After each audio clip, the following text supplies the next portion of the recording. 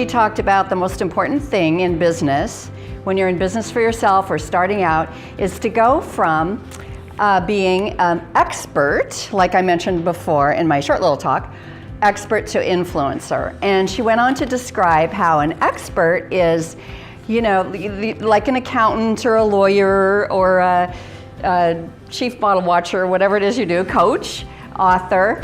It's a very crowded space. And how do you elevate yourself and stand up and above?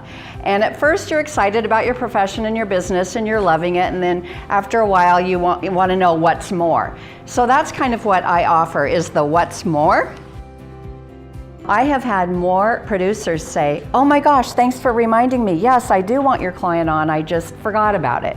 So, you know, don't take not hearing back as rejection. If I did that, I would be on a mountain crying. I say rejection is, once you've been rejected, now you have a relationship. Now you can start working on it. And before, I was all of this stuff I just told you about, I was a registered nurse. So that's how I showed up in my life, caring for others. So in my PR business, and that's why I identify my business as a small agency with a big heart, because caring for people is how it's my passion, and it's how I show up the best. How many of you do speaking engagements? That would be a press release every time you go do a speech. And you can target the demographic of what geographical area it goes to, put the press release on your website. When I do regular press releases for my clients, regardless of who they are or what their industry is, it becomes the #1 driving force to their website. And I thought, it's me. So I pitched myself, and they called me and they said, well, have you told your story yet? I go, no, I wasn't planning on telling my story at all. And I go, who's the author? And they said, well, you might know of her. She's a best-selling author, Marlo Thomas.